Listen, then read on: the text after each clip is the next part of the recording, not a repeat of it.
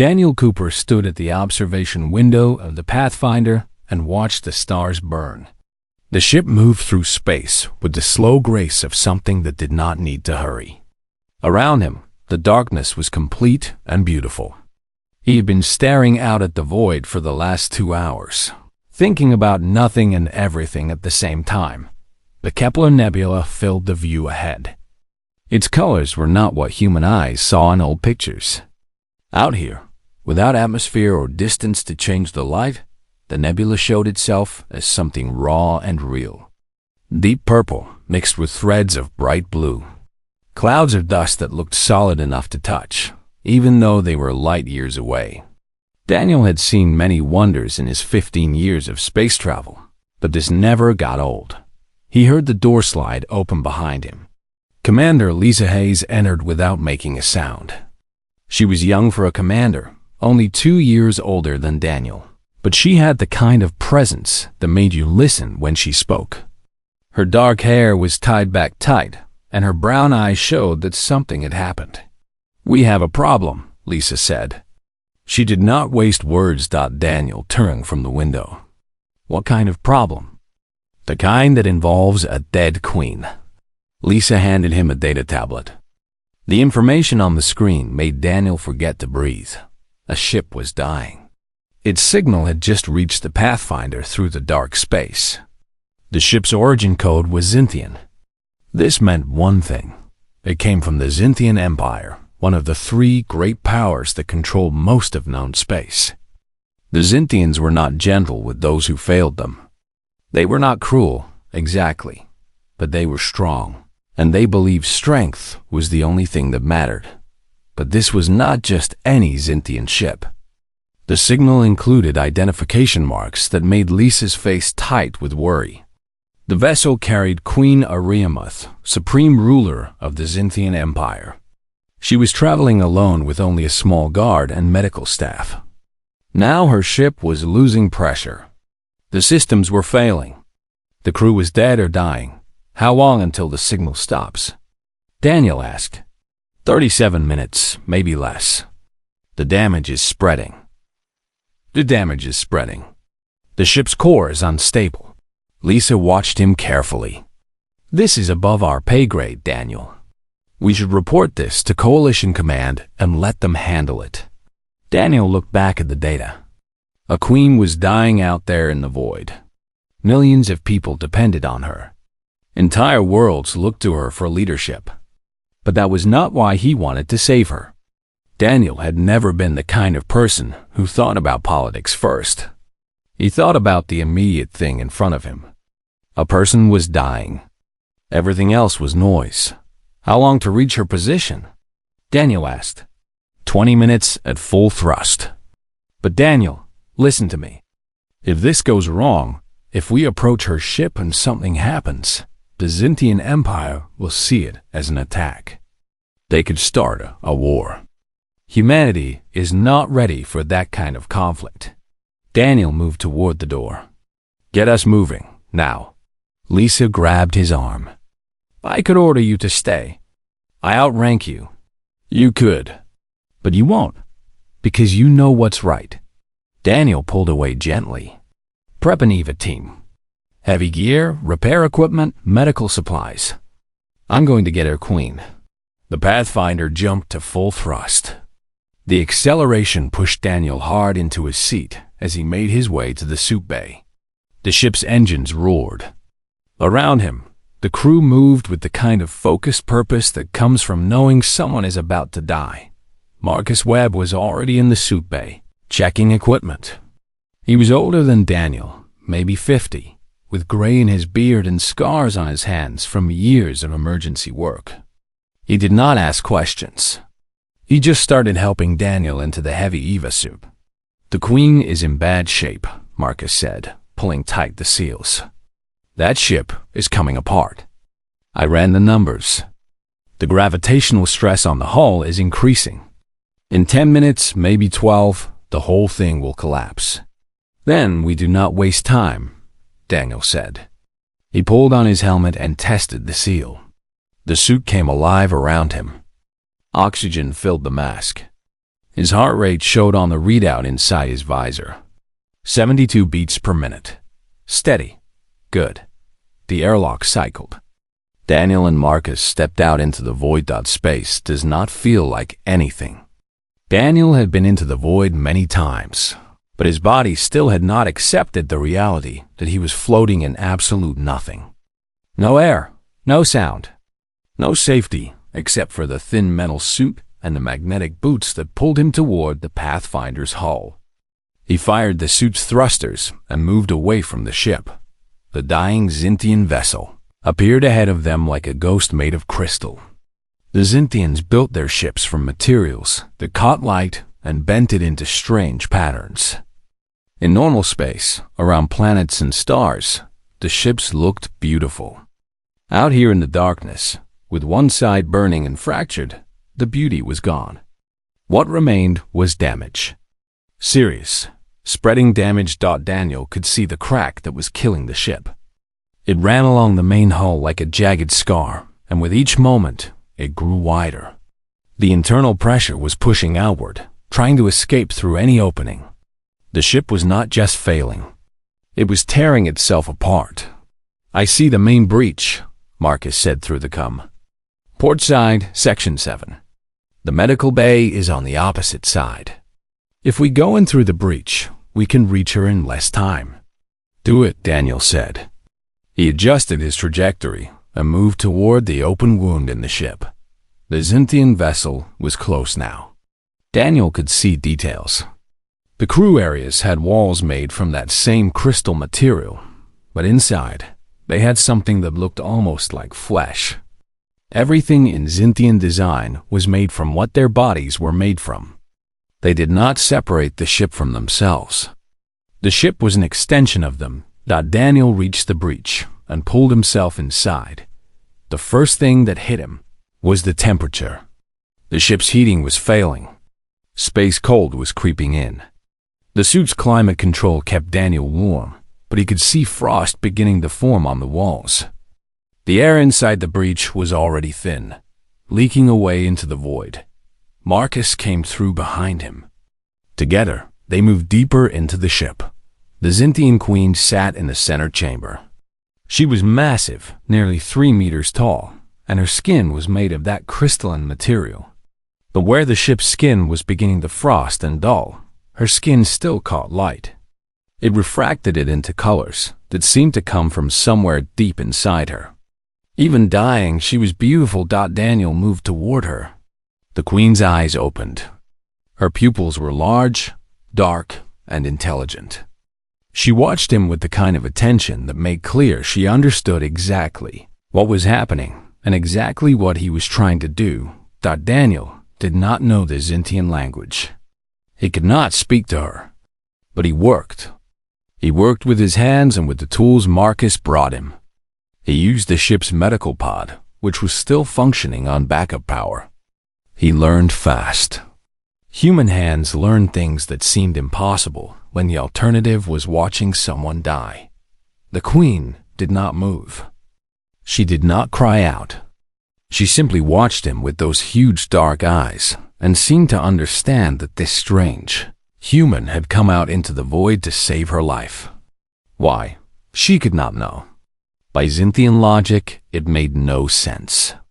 Humans were new to space. They had no reason to care about an alien queen, but Daniel worked anyway. He worked until his oxygen count dropped to numbers that made him dizzy. He worked until Marcus grabbed his arm and tried to pull him away. Only then did the queen's eyes close. The medical pod began to hum. The queen's body stopped moving. Daniel did not know if she had survived. He did not know if all of this had been for nothing. But as Marcus pulled him back toward the airlock, Daniel looked at that crystalline face one more time. And the queen's eyes opened, very slowly, and looked directly at him. She saw him. She really saw him. And in that moment, Daniel understood that everything was about to change. The message came through the communication array at 0600 hours the next morning. Daniel was still in the medical bay, watching the queen's vital signs on the monitor. She was alive. The pod had worked. Her crystalline structure was stable. The cracks were healing from the inside out, sealing themselves with a process that Daniel did not have the biology to understand. A Hodinot, human in a formal suit, appeared on the video screen. He was Admiral Frank Curtis, and he did not look happy. His gray face filled the display, and his eyes were hard like metal. "Captain Cooper," Curtis said, his voice flat and cold, "you have just created an international incident. What you did was not heroic. It was reckless. Do you understand what you have done?" Daniel stood up. He was tired. He had not slept since the rescue. His muscles ached, and his mind felt like it was moving through water. "I saved the Queen's life, sir. Is that not our duty? Your duty is to follow protocol. Your duty is to think about consequences." Curtis leaned forward.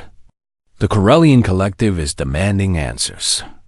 They say that your rescue was an aggressive action. They say that humans have violated the Neutrality Pact by directly interfering in Zintian affairs. The Queen was dying. I saved her life. How is that aggression? Because the Collective does not believe you. They think this is a human power move. They think you are trying to create an alliance with the Zintians that excludes everyone else. The Vrothian Syndicate agrees with them. Right now, the Coalition is in emergency session discussing whether humanity has broken the peace agreement." Daniel did not understand this. "We followed the basic laws of space. We helped someone in danger. Every species has that rule. Every species also has the rule about not interfering in another species' internal politics. The Queen could have contacted her own people for help. Instead, a human rescued her. That changes things. It creates a debt. It creates obligation." The screen went dark. Admiral Curtis was gone. Marcus found Daniel in the corridor outside the medical bay. The older man looked as tired as Daniel felt. Marcus had not slept either. "The Queen wants to see you," Marcus said. "I do not know how I know that. She does not speak our language. But she gave me this." Marcus held out a crystal. It was small, no bigger than a fist, and it glowed with soft blue light. Daniel took it. The moment his fingers touched it, images filled his mind. He saw the Queen. He saw her throne room, vast and tall, with walls that seemed to be made of frozen lightning. He saw her people. He saw herself as they saw her, something powerful and eternal and unchanging. Then the images stopped. Daniel understood that she wanted to see him. He followed Marcus back to the medical bay. The Queen stood in the center of the room. She was taller than the medical pod suggested. Her skin caught the light and scattered it into 100 different colors. Her eyes fixed on Daniel, and there was something in them that made the hair on his neck stand up. She raised one arm. Her hand was not like a human hand. It had too many joints, and it curved in ways that hands should not curve. But the gesture was clear. She was offering him something, gratitude, recognition. A human came through the door then. His name was Dr. Robert Wong, and he was the Coalition's official translator for Zintian affairs. He was smaller than Daniel, maybe 50 years old, with wire glasses and nervous hands. "The Queen has requested to make a formal statement," Wong said. He held up a communication device. "She will speak through this device. The Coalition has authorized me to record her words. Are you Daniel Cooper?" Daniel nodded. The Queen made a sound that was not language. It was music and rhythm and something that seemed to come from deep inside her crystalline form. The device translated the words into English. "I owe a debt to this human. He gave me his life. He risked himself when he had no reason to risk himself. In my empire, such a thing has only one meaning.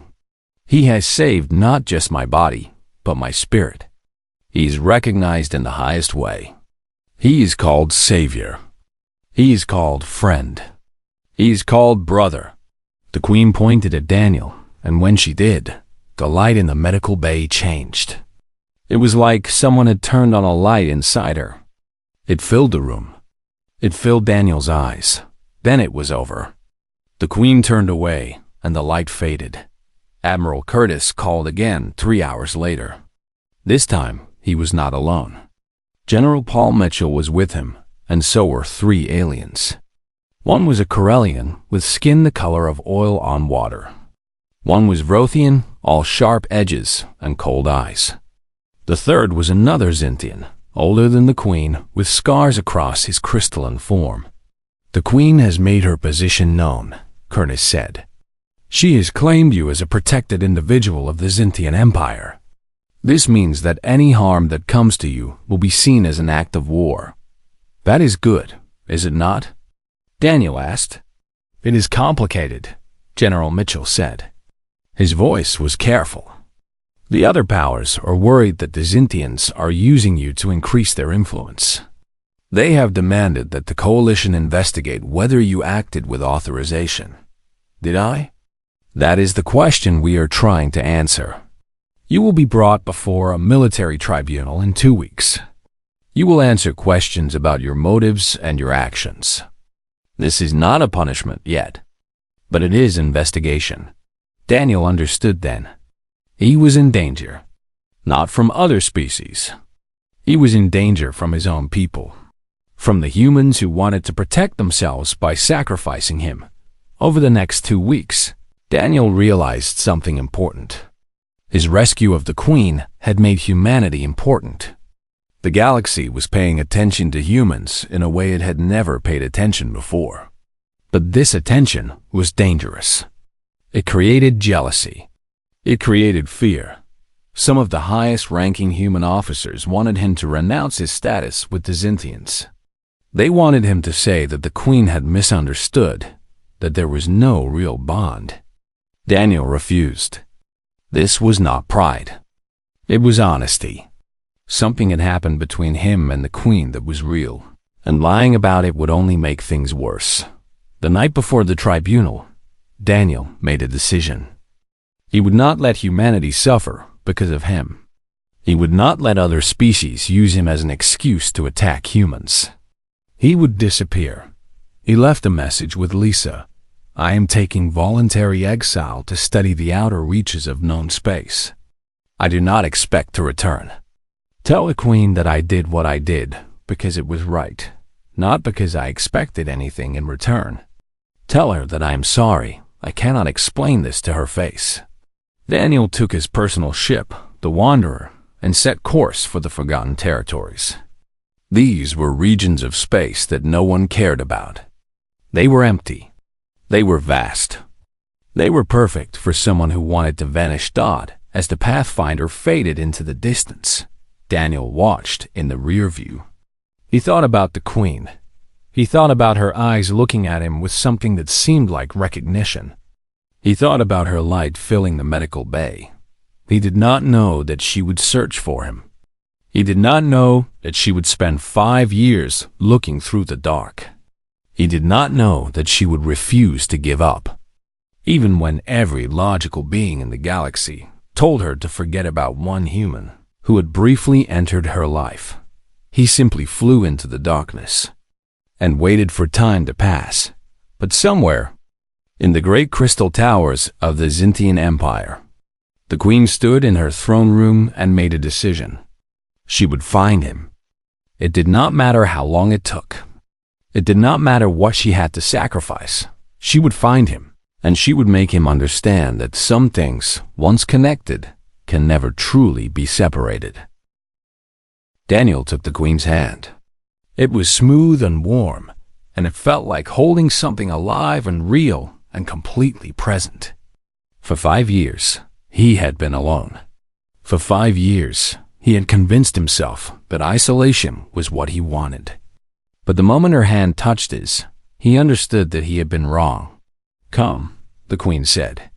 Let us talk in a place where we do not have to stand in an airlock.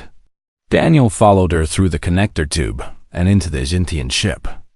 The interior was vast and beautiful. The walls were made of crystalline material, but it was alive somehow. It seemed to pulse with light from inside. The air was cooler here, adjusted for Zintian physiology. Daniel's breath misted slightly as he moved deeper into the ship. The Queen led him to a chamber that was clearly made for important conversations. A large space with a high ceiling and walls that seemed to be made of frozen light. There were no chairs because Zintians did not sit. They stood or floated, depending on the gravity. 2 cushioned platforms rose from the floor for the Queen and Daniel to rest on. "Tell me about your years in the Forgotten Territories," the Queen said. She settled onto one of the platforms with a kind of flowing grace that showed her species had no trouble with comfort. Daniel sat on the other platform. For a moment, he did not know where to start. 5 years was a long time to explain. "I was alone," he said finally. "I wanted to be alone. I thought my presence was hurting humanity. I thought that if I disappeared, the political problems would go away. Did they?" The Queen asked. "I do not know. I did not stay to find out." "And did you want to be alone, truly?" The Queen's dark eyes fixed on him. "Or did you want to be away from the conflict?" Daniel thought about this. "Both, maybe. I wanted to not matter anymore. I wanted to be small, invisible." The Queen leaned forward slightly. "Tell me what you found in those 5 years. Tell me what you discovered." "I found that being invisible is not the same as being free," Daniel said slowly. "I found that you can run away from people and problems, but you cannot run away from yourself. I found an ancient crystal that made me wonder about all the civilizations that came before us. I found that growing plants is harder than it looks. And I found that no matter how far I flew, I could not stop thinking about you." The Queen made a sound that was not quite language. It was something musical and deep. "I searched because I had to know if you were alive. I searched because every moment I could not find you was a moment when you were somewhere in the darkness, and I was somewhere else, and the distance between us was too great. I searched because in my species, we know this one truth. Some souls are meant to connect. When they do, distance and time become meaningless." Daniel did not understand fully, but he understood enough. "What happens now?" he asked. "Now I give you the choice I promised. You have 3 paths. First, you can come with me to the Zintian Empire. You can become part of my court. You can help me rule my people. This is what my advisors want. This is what makes political sense. And the second choice is that I stay here with you. I leave my throne and my empire. I live on your ship in the Forgotten Territories. I become an exile like you. We live in the darkness together, and we ask for nothing from anyone." Daniel felt something move in his chest. "And the third choice?" The Queen was silent for a moment.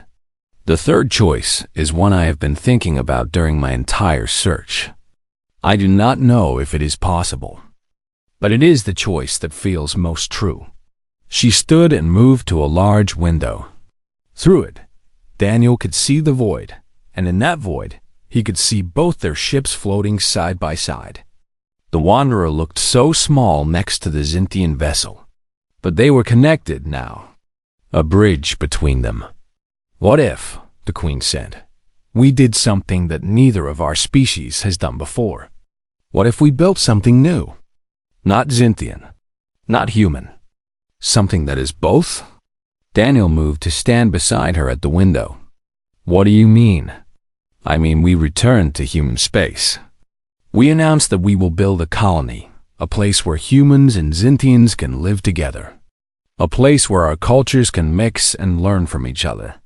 A place that proves that our species can do more than trade treaties and avoid conflict. We can actually build something together. Your people will reject this. The humans will reject this. Everyone will say it is too dangerous, too risky, too new." "Yes," the Queen agreed. "They will reject it at first. But you do not need approval to do what is right. You have already taught me this. You did not ask for approval when you left your oxygen suit in my ship. You did not ask for approval when you flew into the void to save me. You simply did what you knew was right. Daniel thought about this. He thought about all the years he had spent alone, trying to hide from his own actions. He thought about how running away had not solved anything. He thought about how being invisible had not made the world any safer. If we do this, Daniel said, we will have to face everyone. We will have to stand before the coalition and explain ourselves. We will have to answer questions. We will have to accept that some people will never understand. Yes, the Queen said, but we will not be alone. I will be with you, and you will be with me. That is something, is it not? Daniel looked at her. She was so different from him. Her body was made of crystal. Her mind worked in ways that humans could never fully understand. She had been born to rule. She had been taught to command. And yet here she was, standing in the darkness, offering to build something new. I want the third choice, Daniel said. I want to build something that has never existed before. The Queen turned to face him fully. And then she did something that neither of them had expected. She stepped forward and placed her crystalline forehead against his human forehead. It was cool and smooth and alive. This is how my people show deep connection, the Queen said. This is how we bond with those we trust with our lives. You did this when you saved me in the medical bay, even without knowing. Now I do it in return, knowing exactly what I am choosing. Daniel felt the connection. It was like touching something pure and true. It was like understanding, for just a moment, how she saw the world. He felt her memories, or something like memories. He felt her 5 years of searching. He felt her determination. He felt her hope. When she pulled away, Daniel understood something that he had not understood before. The Queen had not searched for him because she was lonely. She had searched for him because she knew that what they had started in that medical bay could change everything. Let us return, the Queen said. Let us face them all. Let us build what the galaxy does not yet know it needs. Daniel nodded. There was no more running, no more hiding, no more being small and invisible. It was time to be brave in a completely different way, that it was time to build the future. 5 years in the dark. That was what the Forgotten Territories gave you. 5 years, or 50 years, or 500. Time moved differently out here, where no one was watching and nothing mattered. Daniel's ship, the Wanderer, moved through space at a steady pace, fast enough to reach new regions of the void, but slow enough that the journey felt like meditation. Around him, the darkness was complete. No planets, no stars nearby. Just the Wanderer's engines pushing through the infinite nothing. He had set up the ship's internal systems carefully. The hydroponics bay took up half of one deck, growing food in rows of recycled water and artificial light. Tomatoes, lettuce, beans, simple plants that did not demand much and gave back enough to keep him alive. The plants knew nothing of space travel or political treaties or alien queens. They simply grew, and Daniel tended them. And this work kept his hands busy and his mind occupied. The rest of the ship was his living space. A small bedroom, a kitchen area, a library of books and data files, a communication array that he never used, an observation deck where he could watch the stars when they were visible, which was almost never. The Wanderer was built for one person, and Daniel had chosen to be that one person. On the first year out in the Forgotten Territories, Daniel kept records. He wrote down what he saw. A nebula made of dust and dark matter. A cluster of ancient stones that might have been a space station once, destroyed so long ago that only the hardest parts remained. Signals that came from nowhere and meant nothing. the universe slowly dying 1 light-year at a time. On the second year, Daniel stopped writing. What was the point? No one would ever read these records. He was writing for himself, and he was tired of talking to himself. He thought about the Queen often. This was the problem with voluntary exile. The mind had too much time and nothing to do but remember. He remembered her eyes opening in the medical bay. He remembered the light that filled the room when she acknowledged him. He remembered the weight of understanding that he had just touched something important, something that would change both their lives forever. But he had left her. And he had left her for the right reasons, or so he told himself. Humanity needed to make its own way in the galaxy. They could not depend on one human's connection to an alien queen. It was better this way. Cleaner. Safer. The years turned. On the third year, Daniel found the artifact. It was not large. Just a crystal formation, maybe 2 meters tall. Shaped like something that had once served a purpose he could no longer understand. The crystal was old. Older than anything Daniel had seen before. It had been floating in space for so long that space dust had buried parts of it, and the particle radiation of the void had cracked its surface into 1,000 lines. Daniel spent weeks studying it. He brought it aboard the Wanderer and placed it in the observation deck, where he could look at it while he ate and while he worked. There was something about it that made him feel less alone. The crystal had been out here longer than he had. It had survived longer. It knew something about endurance. He wondered what species had made it. He wondered what purpose it had served. He wondered if whoever created it had ever felt as lost as he felt now. On the 4th year, Daniel's hair grew long. He stopped cutting it. It became tangled and wild. His beard covered his face. He looked like someone who had been swallowed by time. He received no messages. He sent no messages. The Coalition had no way to reach him, and he had made sure of that. As far as anyone knew, Daniel Cooper had simply vanished into the void. He was dead, probably. Lost. Gone. This was what he had wanted. But on the 5th year, something changed. He was not sure when he first noticed it. Maybe it was gradual, like most changes in life. But by the middle of the 5th year, Daniel understood that he was not actually okay. He was surviving, which was not the same thing as living. He thought about the Queen almost every day now. Not with regret, exactly, but with a kind of longing that he could not explain. What was she doing? Had she forgotten about him? Had she moved on and found another human to protect humanity? Or had she done what she said she would do and searched for him? The thought made him sad. It made no sense for her to search. There was no way to search the forgotten territories. It was too vast, too empty. Finding one ship in all that darkness would be like finding a single grain of sand in an entire ocean. It was not possible. No one was that determined. On a day that was the same as every other day, Daniel was examining the ancient crystal in the observation deck. He was trying to understand the patterns carved into its surface. They seemed like language, but from no language he knew.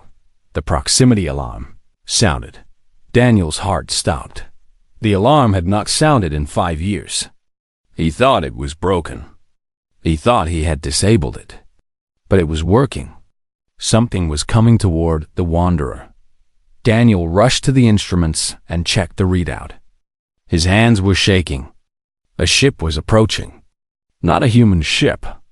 Not a Corellian vessel. Not a Vrothian craft. The ship was made of crystal. The design was elegant and massive and impossible to mistake. It was a royal Xinthian vessel. It was here, in the Forgotten Territories, in this empty place where no one should ever come. Daniel watched the ship on the scanner as it moved closer and closer. His mind was racing. This was not possible. No one could have found him. It was not possible, but the ship came anyway. The docking procedure was careful and slow. Daniel stood in the airlock with his hand on the hatch control. not knowing whether to open it or run further into the void. But there was nowhere to run. The ship was already here. Whatever happened next was inevitable. He opened the hatch. The airlock cycled. Pressure equalized. And then the figure emerged from the connecting corridor. She was tall. She was made of crystal that caught and refracted the light into colors that had no names in human language. Her eyes were large and dark and intelligent. It was the Queen, Ariamoth. She was alive, and she was here, and she was looking at him with an expression that Daniel could not read. Behind her came guards, wearing armor made of the same crystalline material. But the Queen raised one hand, and the guards stopped. She wanted to be alone with him. "Hello, Daniel," the Queen said. Her words came through a translation device. "I have been searching for you for a very long time." Daniel could not move. He could not speak. All he could do was stare at the woman who had haunted his thoughts for 5 years, now standing in front of him, real and solid and impossible. "How did you find me?" he finally asked. "I did not give up," the Queen said. "When everyone told me to forget you, I searched harder. When my advisors said it was a waste of time, I searched further. I followed rumors through traders. I consulted old databases. I traced your path through the void. And here you are. Why?" Daniel asked. "Why would you do that?" The Queen moved closer. A crystalline form caught the light from the Wanderer's internal systems and scattered it into the small airlock. "Because you did not have to save me, Daniel. But you did. And in my heart, where crystal resonates with truth, I understood what that meant. You saw me not as a queen or a power or a danger. You saw a life that needed saving, and you saved it." She extended one of her hands toward him. "I have come to give you a choice." The first broadcast came from the neutral station at Kepler Station. Daniel and the Queen stood in front of a communication camera, and Daniel spoke to everyone who would listen. His voice was steady, but his hands trembled slightly as he gripped the edges of the podium. "I am Daniel Cooper. 5 years ago, I saved the life of Queen Ariamoth of the Zintian Empire. I did this because someone needed help, and I had the ability to give that help. I did not do it for politics. I did not do it to create advantage for humanity. I did it because it was right." He paused. Next to him, the Queen stood silent and still, a figure of crystalline grace.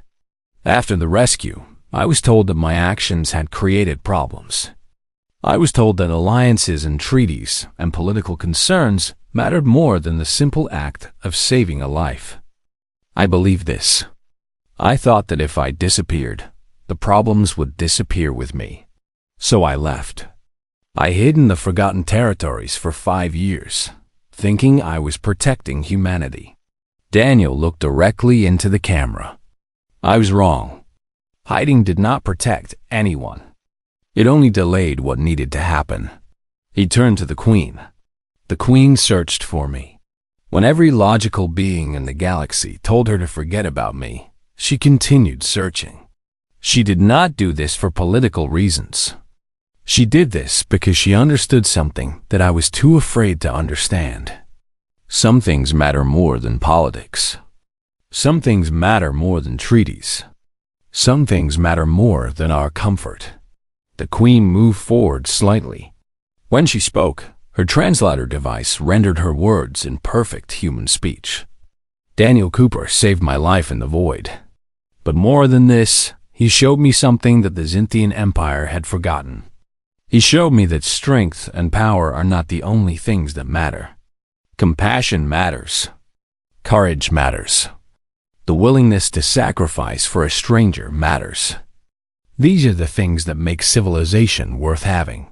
She extended her crystalline hand toward Daniel, and he took it. "We have come to make an announcement. We will build a colony at the border between our territories.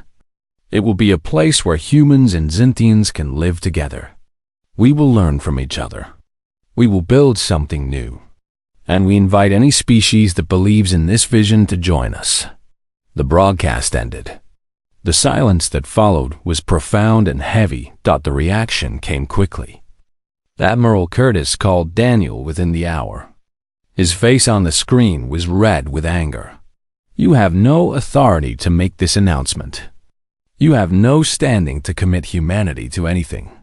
You are one man, and you have just overstepped every protocol we have established." "I am not committing humanity to anything," Daniel replied calmly. "I am committing myself and the Queen to a project. If humans want to join us, they can. If they do not need to. The choice is theirs. The Corellians are threatening war. The Vrothians are calling for your arrest. You have created chaos." "Yes," Daniel said. "Probably. But the chaos would have come anyway. At least this time, we are moving towards something instead of running away from something." The Admiral disconnected. The Queen's advisors were equally unhappy. They called her reckless. They said she was abandoning her responsibility to the Zintian Empire. They demanded that she return immediately and relinquish her throne to someone more stable. The Queen listened to all of them. And then she did something that surprised everyone. She agreed to return to the Zintian Empire, but not to give up her throne, to make an announcement of her own in the great crystalline hall of the Zintian Palace, surrounded by thousands of her subjects. The Queen made a statement. "I have spent my entire life believing that strength and power defined our species. I have ruled with the assumption that compassion was weakness. This was wrong. A human, a member of a species we have always considered young and unproven, taught me that true strength is the ability to care. True power is the willingness to sacrifice. I am changing how the Zintian Empire rules. We will be stronger, not weaker, for opening our hearts." She announced the creation of the Confluence, the new colony. She declared that any Zintian who wanted to participate would be honored. She used her authority not to command participation, but to declare it a noble choice. The resistance was real, but smaller than expected. Some Zintians believed in the Queen's vision. Slowly, volunteers began to come forward. On the human side, things were more complicated.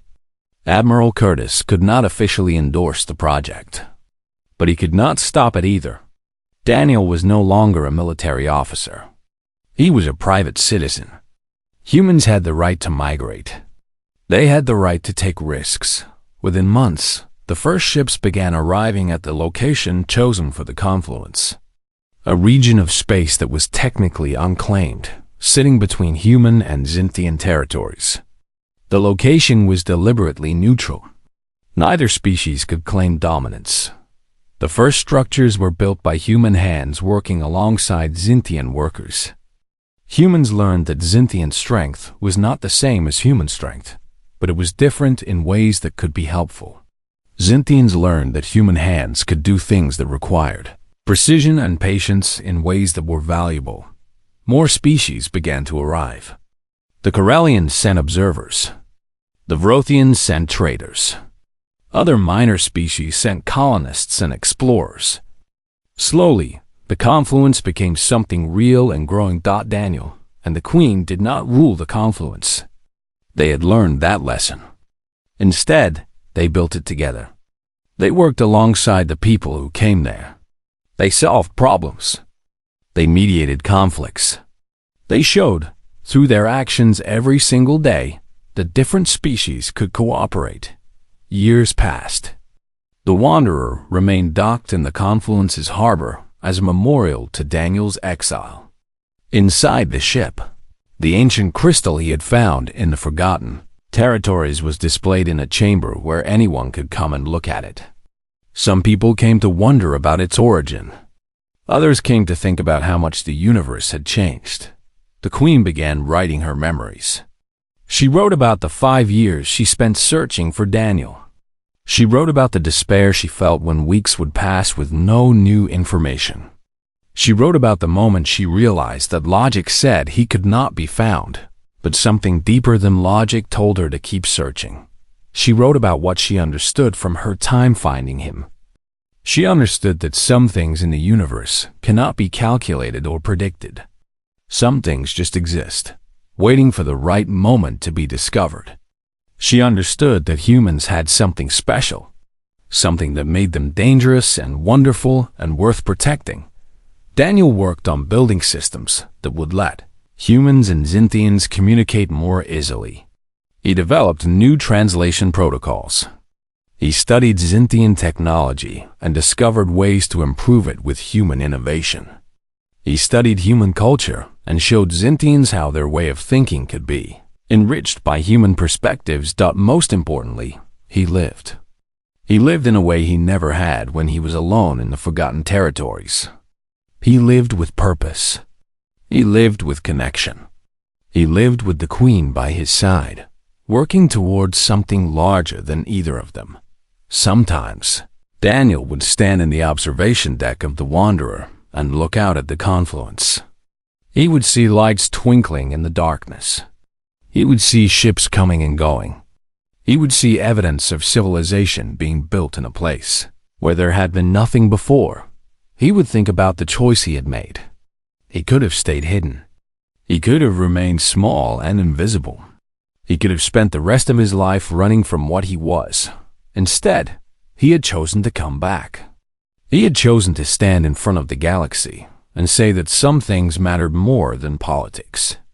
He had chosen to work with an alien queen to build something that had never existed before. The confluence grew.